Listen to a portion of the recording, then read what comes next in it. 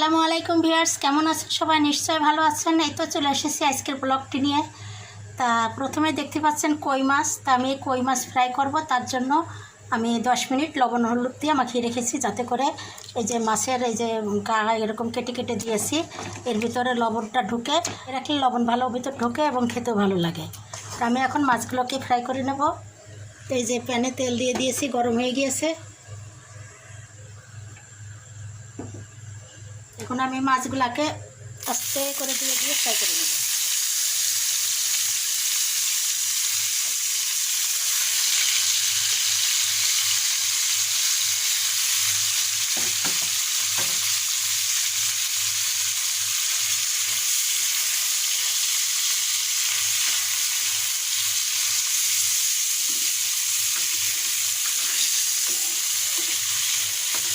আস্তে জালে বাদামি বাদামি করে ভেজে দিতে হবে, তাহলে মাছের ভিতর কাঁচা থেকে যাবে।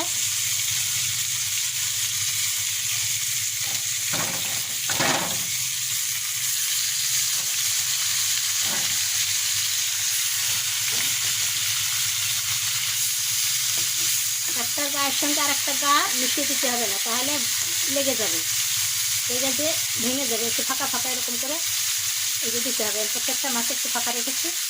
তখন মাছগুলো বাদামি করে ভেজে উল্টে পাল্টে আমি ফিরে আসছি। ওই মাছগুলো বাদামি করে ভাজা হয়ে গিয়েছে। এবার পেঁয়াজ দিয়েছি, পেঁয়াজটা একটু বাদামি হলে মাছের সঙ্গে মিশিয়ে দিলেই হয়ে গেল আমার গরম গরম কই মাছ ভাজা। পেঁয়াজটাকে উল্টে পাল্টে একটু মিশিয়ে দেবো।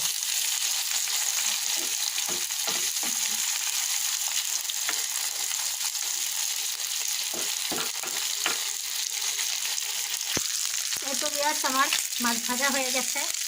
তাহলে আপনারা ভালো থাকুন, সুস্থ থাকুন, আবারও দেখা হবে নতুন নতুন রেসিপি নিয়ে। আজকের মতো বিদায় নিচ্ছি, আল্লাহ হাফেজ। ঢেঁড়সের চচ্চড়ি করলাম, এভাবে কেটে মশলা দিয়ে কষিয়ে পুরপুরি করলাম। এই যে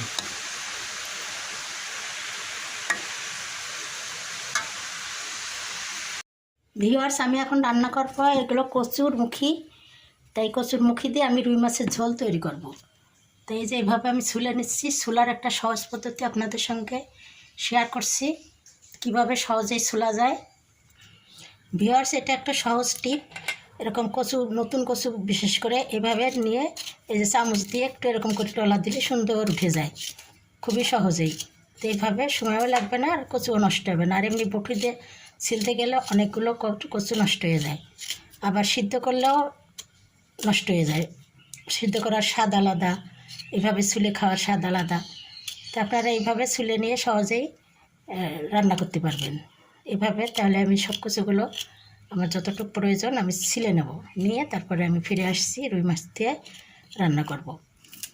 এই যে ছুলা হয়ে গেল, কত সহজেই, একটু কচু নষ্ট হলো না।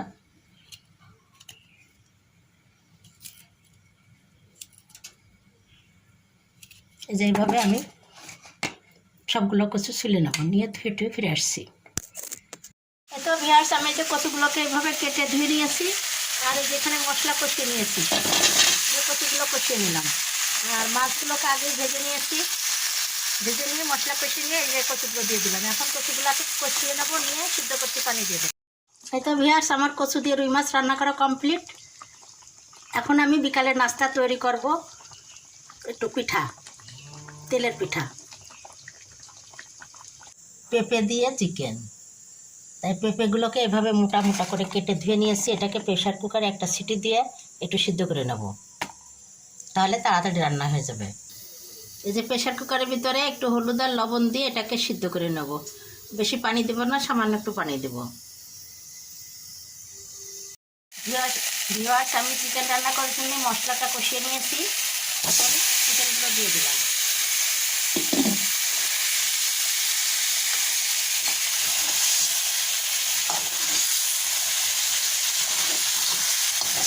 এখন আমি চিকেনগুলো ভালোভাবে কষিয়ে নেব।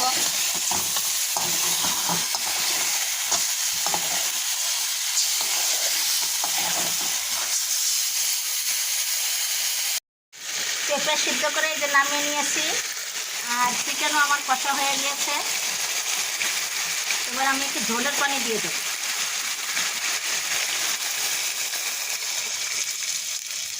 পানিটা ফুটে উঠলে পেঁপেগুলো দিয়ে দেবো, কারণ চিকেনের সঙ্গে পেঁপে দিয়ে দিলে আগেই, তাহলে মাংসগুলো সব ছড়ায় যায়, আলাদা হয়ে যায়। এই জন্যে পেঁপেটাকে আলাদা সিদ্ধ করে নিতে হয়, নিয়ে তারপরে মেশাতে হয়।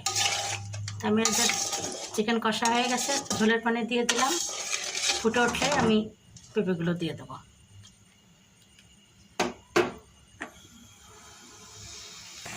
এখন সিদ্ধ করা পেঁপেগুলো দিয়ে দিলাম।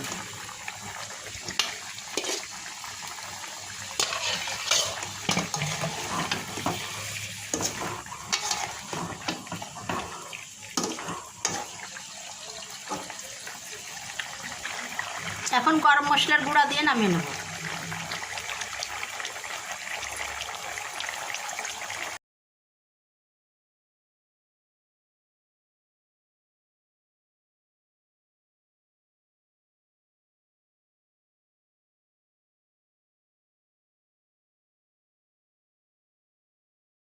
দেওয়ার সময় সবজির রস শুকিয়ে দিয়েছে, আমি এবার একটু ভাজা জিরের গুঁড়া দিয়ে ভালোভাবে মিশিয়ে তাকে নামিয়ে নেব।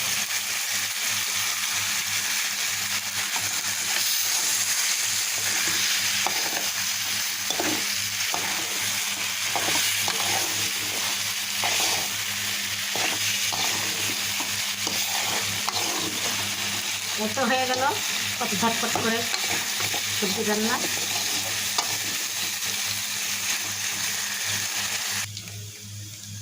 এখন প্রেশার কুকারে ডাল রান্না করলাম, এভাবে ডাল সিদ্ধ করে নিয়ে গরম পানি দিয়ে ফুটিয়ে নিয়েছি। এবার এই যে পেঁয়াজ রসুন পাঁচফোড়ন দিয়ে এই যে ফোড়ন দিয়ে দিলাম, হয়ে গেল ডাল রান্না করা। কতটা তাড়াতাড়ি প্রেশার কুকারে রান্না করা হয়ে যায়। তা কেমন লাগলো আজকের আমার ভিডিওগুলো? যদি ভালো লাগে তাহলে অবশ্যই আপনারা আমার চ্যানেলকে লাইক, কমেন্ট, শেয়ার ও সাবস্ক্রাইব করে আমার পাশে থাকবেন।